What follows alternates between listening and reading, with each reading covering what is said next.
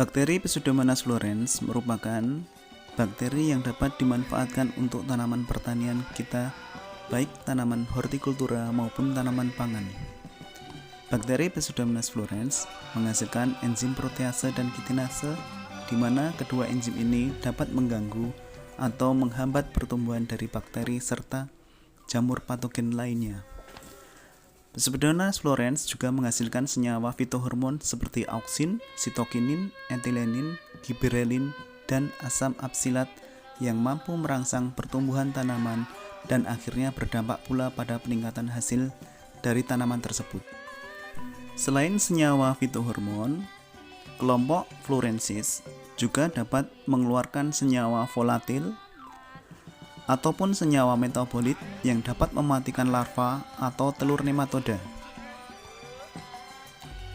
Metabolit sekunder yang dihasilkan oleh Pseudomonas fluorens diantaranya siderofor, pterin, pirol, dan fenazin. Siderofor dapat berperan sebagai fungisitasis dan bakteriositasis, serta dapat menginduksi ketahanan tanaman secara sistemik. Pada kesempatan kali ini, kita akan mencoba memperbanyak Pseudomonas fluorens dengan menggunakan alat fermentor sederhana yang akan kita buat. Alat yang kita gunakan yang pertama, selang akuarium sepanjang 2 meter, aerator atau air pump yang digunakan biasa untuk mensuplai udara di akuarium,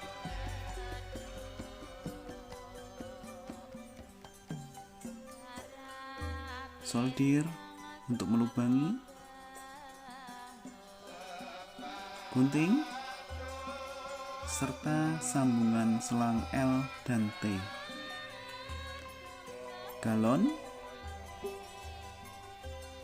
Hal pertama yang kita lakukan adalah melubangi tutup dari air mineral kemasan, bekas air minum kemasan. Kemudian lubang tersebut kita sambung dengan L untuk menyambung dengan selang akuarium tadi.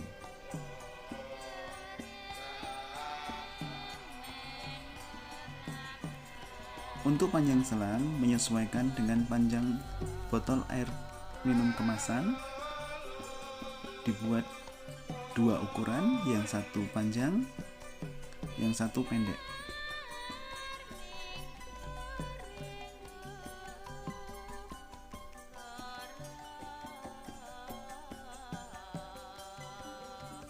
Kemudian alat yang selanjutnya adalah glass wool.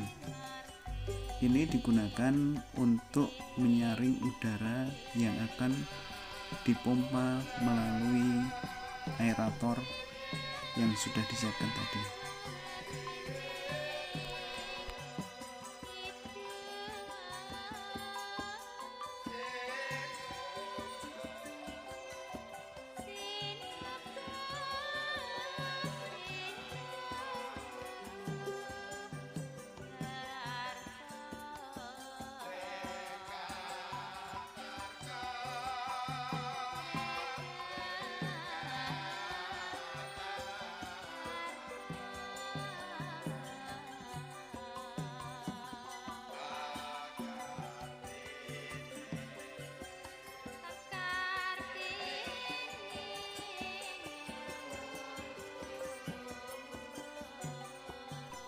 Setelah sambungan L sudah ditempatkan pada tempatnya, kemudian supaya tidak terjadi kebocoran sambungan tersebut, kita berikan lem.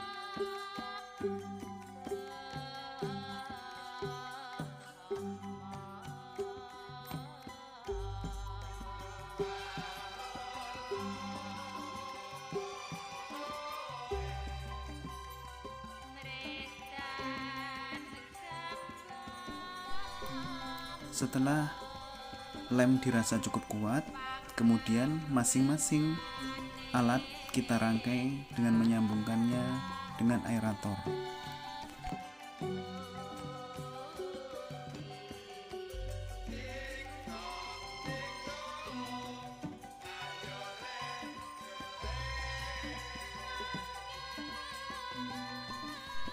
Di sini perlu diingat, dari sambungan aerator kita sambungkan ke penampung pertama yang diisi PK atau kalium permanganat di bagian selang yang panjang. Jadi dari aerator disambung ke selang yang bagian yang panjang. Kemudian dari bak penampungan PK atau kalium permanganat kita sambung lagi dari selang yang pendek menuju ke botol yang berisi glass wool di bagian selang yang panjang. Kemudian seterusnya dari botol glass wool kita sambung dengan selang menuju galon di bagian selang yang panjang di bagian galonnya. Jadi tersambung dengan selang yang pendek di bagian glass wool disambungkan di bagian yang panjang di galonnya.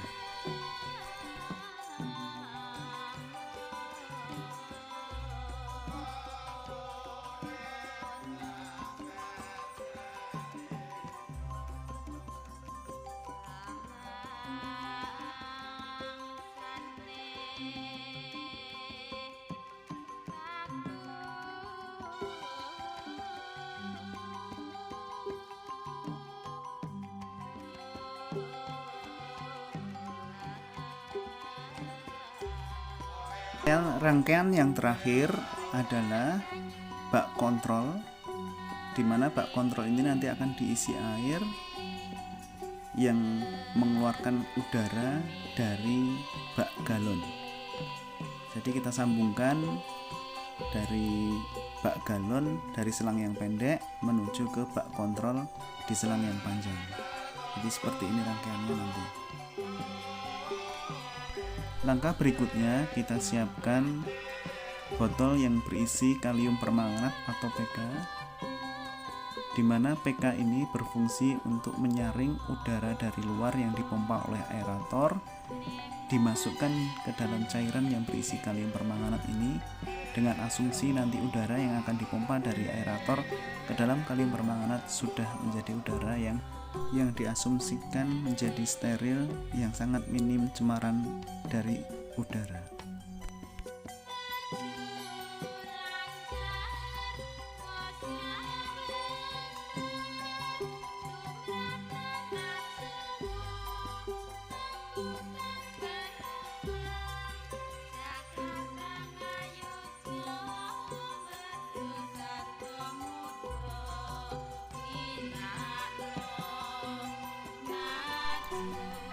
Botol kontrol digunakan sebagai indikator bahwa sirkulasi udara yang dijalankan itu tetap berjalan dan tidak terjadi kebocoran. Botol kontrol juga digunakan untuk mengantisipasi udara luar apabila nanti terjadi mati listrik, sehingga tidak ada cemaran udara yang masuk ke dalam media pengembangan atau galon. Bahan yang kita siapkan selanjutnya adalah air rebusan dari kentang. Kentang yang digunakan untuk 1 galon minimal 3 kilo, dipotong dadu, kemudian direbus hingga masak dan dirasakan kentang sudah menjadi hambar.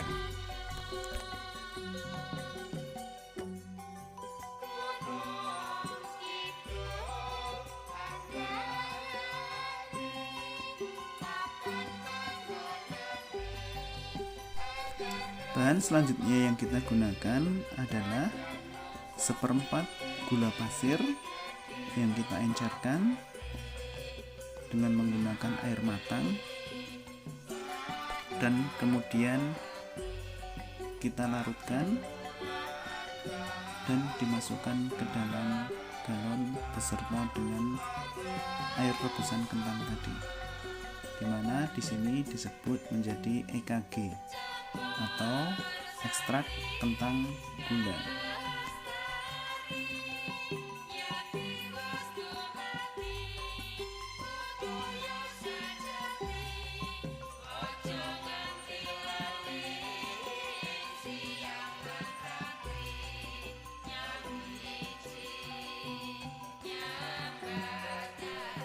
Kemudian kita siapkan isolat Pseudomonas fluorescens F0 atau starter yang akan kita gunakan atau kita campurkan ke dalam tabung galon yang sudah berisi oleh ekstrak kentang gula tadi.